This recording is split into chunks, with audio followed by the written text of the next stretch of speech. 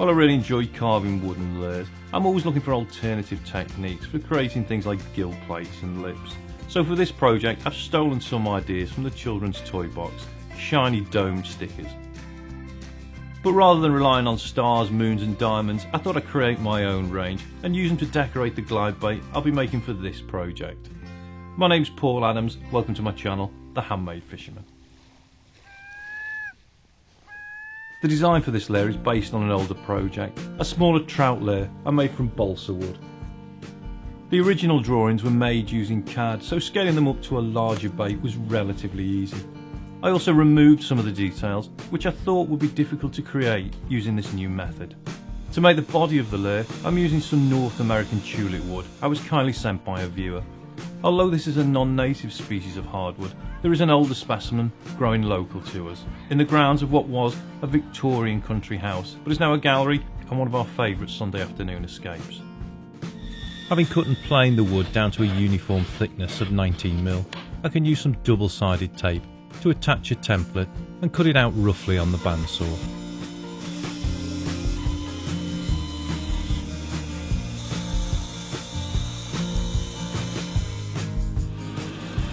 I can then use my disc sanding attachment on the lathe to bring the wood back to the line.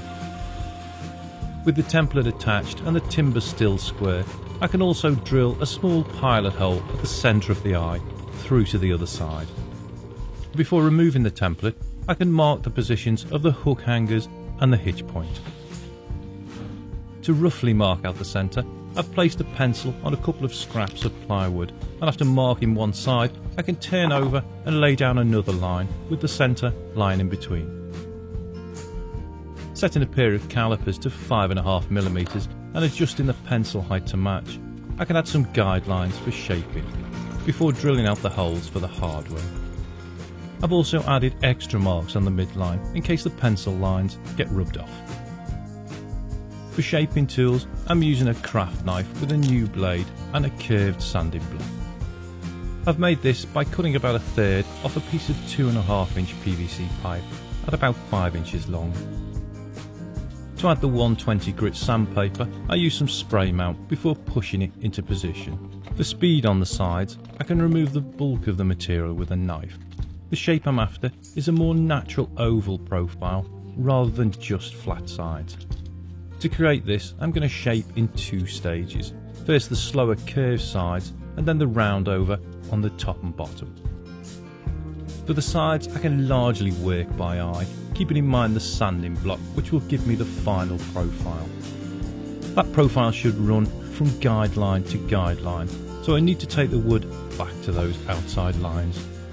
And when I'm happy the carving is getting close, I can sand it to its final shape.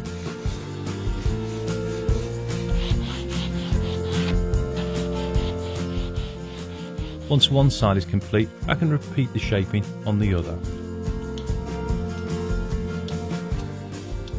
When I'm happy with the sides, I can move on to turning the edges into round overs.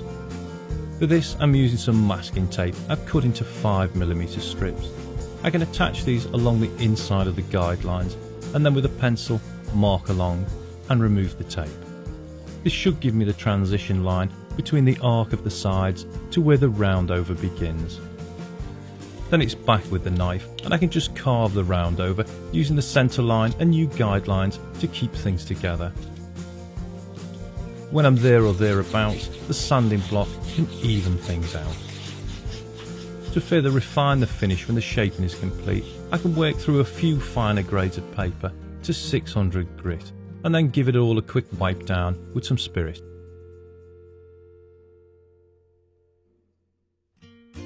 At this point I can add the stainless steel screw eyes. Because of the length of these screws and the hardness of the wood, I'm just going to wet the threads with some 5-minute epoxy and screw them home. To seal the rest of the wood so I can test the body in water, I've mixed up some more 5-minute epoxy and I can rub this into the surface so it soaks in using a lint-free cloth. Once this coat has dried, I can knock off any high spots with some 600 grit paper and recoat, maybe a couple of times. To weight the layer, I'm using some 8mm brass rod. With a few drops of superglue, I can make a guess at their positions and temporarily stick them into place. After adding some hooks and split rings, it's test time, which normally calls for a bit of weight adjustment to slow the sink rate and get the lure leaning back a little. I can then mark, drill out and add the weights, capping them with a little more epoxy that can be sanded back when cured. With the blank body complete, I can move on to decoration and creating the face details. For this, I've printed out the template on photo paper. On the rear, I've stuck down some wide double-sided tape, and then I can carefully cut out the individual shapes. To stop them from moving around, I've stuck down another piece of tape with the wax paper still attached, and after peeling the back from the pieces, I can stick them down temporarily. Then I can mix up some more 5-minute epoxy, and using a spatula I've cut from some plastic, just spread it out on a piece.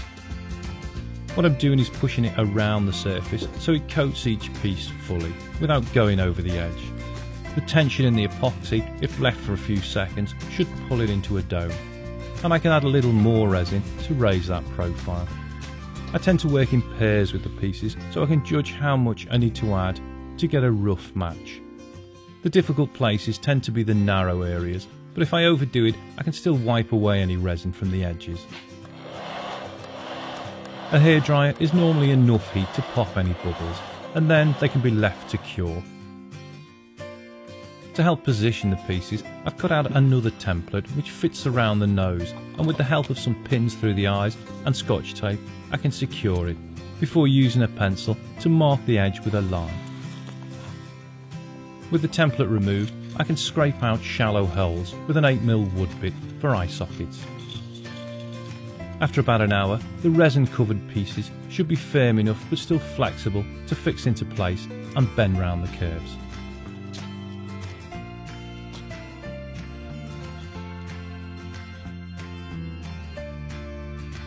To foil over the face, I can fold over a large piece of self-adhesive foil tape and use another template to cut out a shape slightly larger for both sides.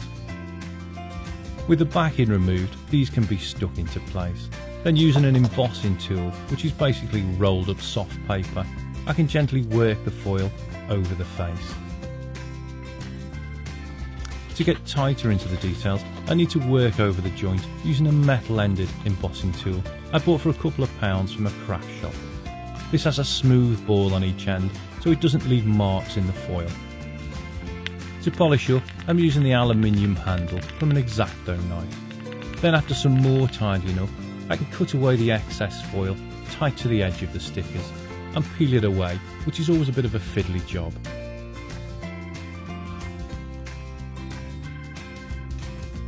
Finally, I'm using a cheap clay sculpting tool to smooth out the edges, and again I can wipe down with some spirit to clean off any glue residue left by the tape. For the sides, I've cut out some more foil with a template and added some texture by rolling a bit of brass rod over some fine nylon netting.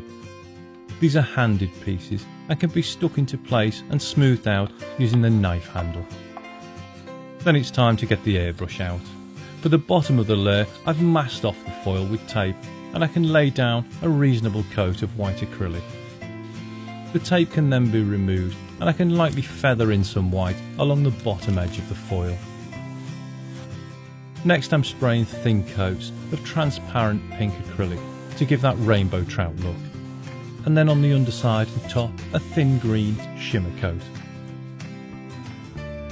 To add speckles, I'm using an acrylic pen and a bit of guesswork.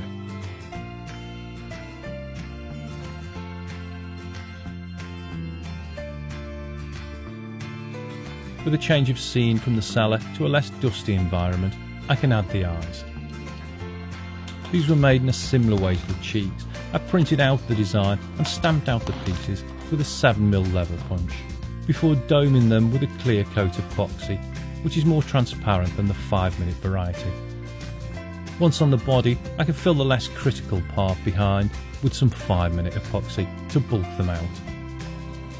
To prepare for clear coating, I've suspended the lure on wire between a mirror ball motor that rotates at about 2 RPM and an ordinary swivel. For the resin, I'm using a clear coat epoxy, which needs to be thoroughly mixed. I'm simply going to apply a thin coat with an ordinary paintbrush and wipe off any excess.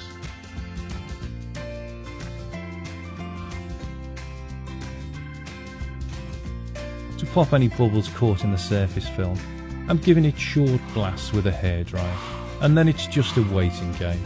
After about 6 hours, when the resin's partially cured but a little tacky, I'll recoat it and then wait another day or so for it to fully cure and harden.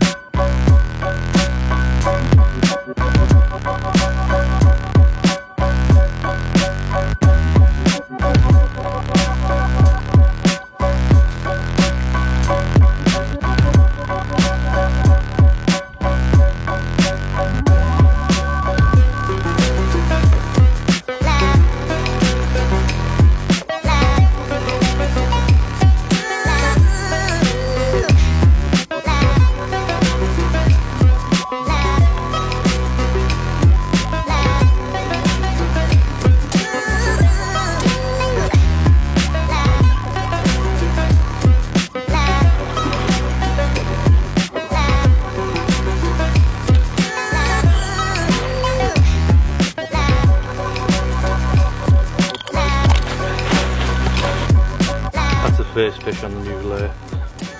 My heartbeat's just a little up. Let's get it back in the water.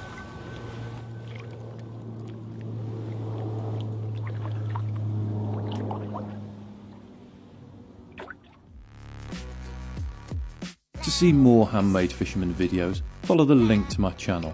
Or to be notified of future videos, please subscribe. If you've enjoyed this video and you'd like to support my channel, please share this video to Facebook, Twitter, Google+, or whatever social media you're addicted to. For feedback or to ask questions, leave a comment below. Finally, a big thanks to Mark from Lure Factors for the screw eyes, Michael from Cantana Lures for the clear coat resin, fellow YouTuber New to Wood 1 for the wood, and my wife for helping me write, film and edit this episode. Thanks for watching.